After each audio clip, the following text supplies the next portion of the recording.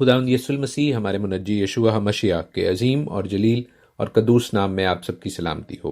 نبیوں کی کہانی بائبل اسٹڈی پروگرام کے ساتھ ہارون خان آپ کی خدمت میں حاضر ہے، اور ہم خداوند کے زندہ پاک کلام میں سے، بائبل مقدس میں سے ریویلیشن کی کتاب کو سیکھ رہے ہیں، مکاشفہ کی کتاب سے برکت پا رہے ہیں۔ اس کے دوسرے باب کے حوالے سے، سیکنڈ چیپٹر کے حوالے سے آج 11واں پروگرام ہے، 11واں پروگرام ہے، اور ہم خداوند میں آپ سبوں کے لیے برکت کی اور سلامتی کی دعا کرتے ہیں تاکہ آپ اس کے کلام سے، مکاشفہ کی کتاب سے، بائبل مقدس سے، اس پروگرام سے برکت پاتے جائیں، خداوند میں مضبوط ہوتے جائیں۔ عزیزو، خداوند آپ کو کلام کا سننے والا، اس میں چلنے والا اور اس میں بڑھنے والا بنائے۔ خداوند آپ کو اور آپ کے گھرانوں کو کلام میں، اپنے آئین میں، احکام میں، اپنے بیٹے میں مضبوط کرے۔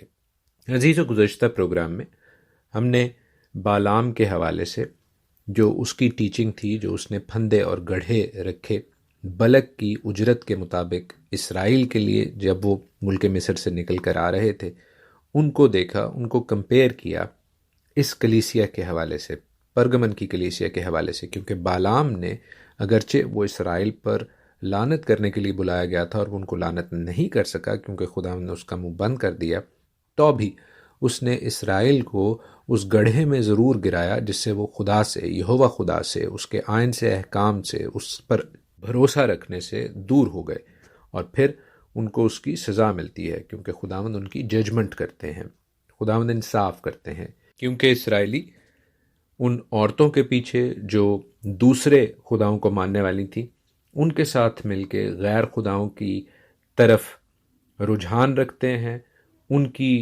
خوراک کو کھاتے ہیں، ان کے ساتھ سیکشول اموریلٹی کرتے ہیں، جنسی بے راہ روی کا شکار ہوتے ہیں، جو کہ کلام کے مطابق ممنوع ہے، منع ہے، خدا کا حکم ہے۔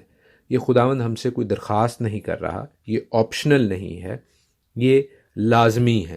اور ہم نے دیکھا کہ نہ صرف پرانے عہد نامے میں، تناخ میں، بلکہ نئے عہد نامے میں بھی اس کا ذکر بڑا واضح کر کے دیا ہوا ہے۔ اعمال کے 15ویں باب کا ریفرنس میں نے آپ کو دیا، ایکٹس کے 15 چیپٹر کا، جو خوراک کے حوالے سے بڑا واضح ہے۔ وہ خوراک جو بائبل کے مطابق، کلام مقدس کے مطابق پاک ہے، اس کو کھانے کا حکم ہے، اور پاک بھی وہ جو نہ صرف ذات کے حوالے سے بلکہ ذبح کے حوالے سے بھی پاک ہے، یعنی اس کا خون پراپرلی ڈرین کیا گیا ہے۔ یہ کلام مقدس کہہ رہا ہے۔ عزیزو، یہ کسی شخص کی انٹرپریٹیشن نہیں ہے۔ پھر خاص طور پر وہ خوراک بھی جو کہ اگرچہ پاک ہے اور اگرچہ خون بھی اس میں سے ٹھیک طور پر ڈرین کیا گیا ہے، لیکن وہ غیر خداؤں کے لیے، دوسرے گاڈز کے لیے مخصوص کی گئی ہے، تو اس خوراک سے بھی باز رہنے کی ضرورت ہے۔ Again it is clearly written, بڑے واضح طور پر خدا ان کے کلام میں یہ لکھا ہوا ہے۔ ہم اس سے آگے بڑھتے ہیں اور دیکھتے ہیں کہ پھر وہی ٹرمز نیکولیشینز یا نخالز یا نیکولیو کا استعمال کیا گیا ہے۔ کیونکہ جیسے میں نے آپ کو گزشتہ آڈیوز میں جب نیکولیوں کا پہلے ذکر ہوا اس وقت بتایا، تو یہ نیکولیے وہ لوگ تھے جن کے حوالے سے ایک بڑا واضح اسکول آف تھاٹ نظریہ یہ ہے کہ یہ ہر قسم کی خوراک کو جائز کہتے تھے، کہ اب ہم ایمان کے اور فضل کے دور میں ہیں تو ہم ہر قسم کی خوراک کھا سکتے ہیں۔ وہ خوراک کے پیچھے، اپنی زبان کے ذائقے کے پیچھے خداوند کے کلام کو سائیڈ پر رکھ دیتے تھے۔ ایسے لوگوں سے ہمیں بچنے کی ضرورت ہے جو ہمیں خوراک کو مائنر ایشو کہہ کے، چھوٹی سی بات کہہ کے، معمولی بات کہہ کے خداوند کے نافرمان بناتے ہیں۔ نیکولیے جو ہیں ان میں اور بالام کے ماننے والوں میں مختصر سا فرق یہ ہے کہ نیکولیے صرف جو ہیں وہ خوراک کی حوالے سے نافرمانی تک محدود تھے، خوراک کے حوالے سے، فوڈ کے حوالے سے خدا کی ڈس اوبیڈینس کرتے تھے۔ لیکن بالام جو ہے وہ سیکشل اموریلٹی اور خداوند سے دور کرنے کے حوالے سے جو تعلیمات ہیں ان کا بانی مانا جاتا ہے۔ ان کے حوالے سے بالام ایک استارے کے طور پر، ایک سمبل کے طور پر یوز ہوا ہے۔ تاہم ان خطوط میں، اس جگہ پہ پرگمن کی کلیسیا کے نام لکھے ہوئے خط میں خداوند بڑے واضح طور پر ہمارے منجی یشوع مشیح یسوع المسیح ناصری جو ہیں وہ خوراک کے حوالے سے اور سیکشل امورالٹی، جنسی بہرہ روی کے حوالے سے بڑے واضح طور پر ایسے لوگوں کو غلط قرار دے رہے ہیں، ایسی تعلیمات کو جو کلام مقدس کے منافی ہیں، انکریکٹ اور ابومینیشن کہہ رہے ہیں، اور یہاں تک کہ وہ کہتے ہیں کہ جو ایسا کر رہے ہیں اور کریں گے، خداوند خود آ کر ان کا انصاف کریں گے، بلکہ ان سے جنگ کریں گے۔ عزیزو، ہم میں سے بتھیرے ایسے لوگ ہیں جو خوراک کے حوالے سے آرگیومنٹس دیتے ہیں، ریزننگ دیتے ہیں، دلائل پیش کرتے ہیں کہ کوئی ضرورت نہیں ہے خداوند کے کلام کے مطابق کوشر، کلین، پاک کھانوں کی، اب حالات تبدیل ہو گئے ہیں۔ لیکن یقین جانیے، میں نے اپنی آنکھوں سے ایسے لوگوں کو خداوند کے کلام کی فرمانبرداری میں جب پاک خوراک کھاتے دیکھا ہے تو وہ نہ صرف خوش رہے ہیں بلکہ صحت مند بھی ہوئے ہیں۔ دیو بیکم ہیلدیئر۔ اور عزیزو، خداوند کا حکم ماننا، جیسے میں نے پہلے کہا، آپشنل نہیں ہے۔ یہ ہماری آپشن نہیں ہے کہ ہم اس کی بات مانیں یا نہ مانیں۔ when he commands، جب وہ حکم دیتا ہے تو اسی لیے دیتا ہے کہ ہم اس کو مانیں، اور اگر ہم نہیں مانتے تو ہم اپنی مرضی سے اس کو ریجیکٹ کر رہے ہیں، اس کو رد کر رہے ہیں، اور خدا نہ کرے کہ آپ تمام سننے والوں میں سے کوئی ہمارے خدا کو، ہمارے آسمانی باپ کو رد کرنے والا ہو۔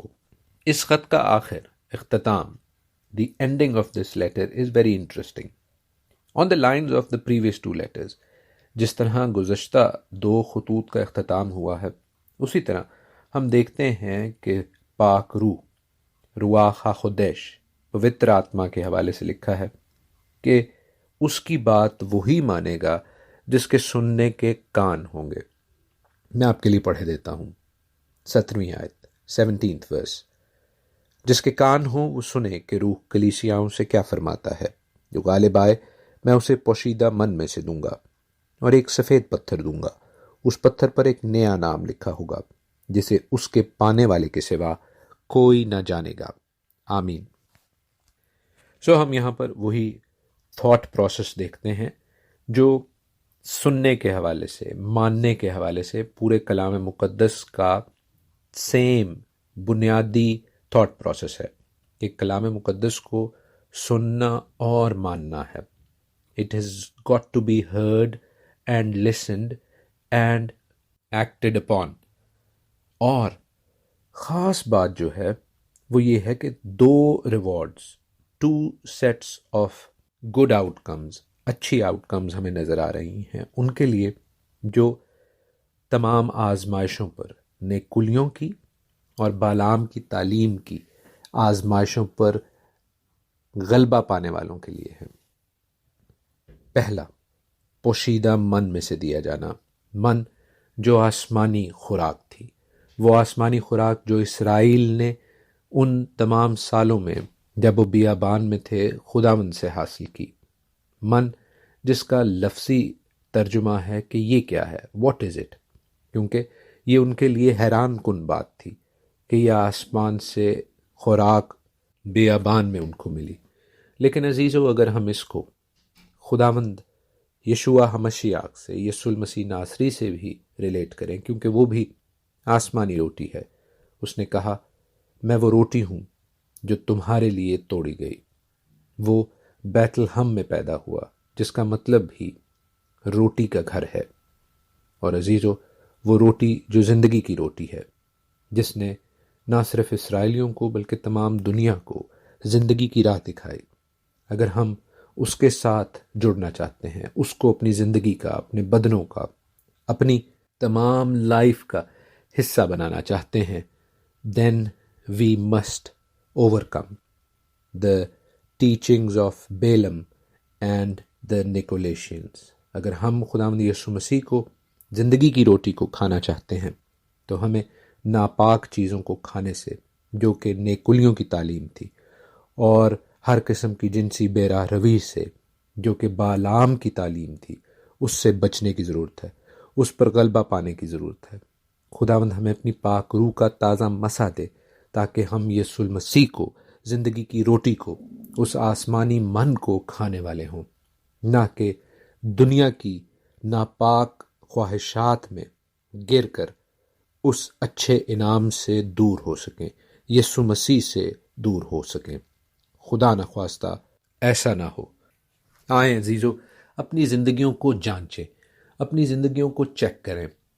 Late it not be like کہ سب چلتا ہے، ایسا نہ کہیں کہ سب کچھ ٹھیک ہے۔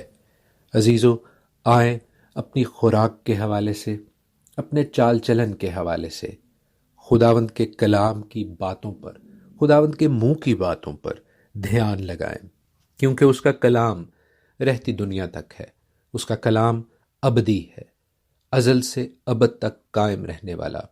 اس نے اگر اپنے پاک کلام میں ہماری رہبری رہنمائی کے لیے، صحت کے لیے، زندگی کے لیے، فتح مندی کے لیے، یسوع مسیح کو قبول کرنے کے لیے، اس آسمانی روٹی کو کھانے کے لیے جو تعلیمات دی ہیں، عزیزو ان پر اپنا دھیان لگائیں، کیونکہ اس کے ساتھ ہی دوسرا ریوارڈ بھی ہے، دوسرا انعام بھی ہے، وہ ہے سفید پتھر کا۔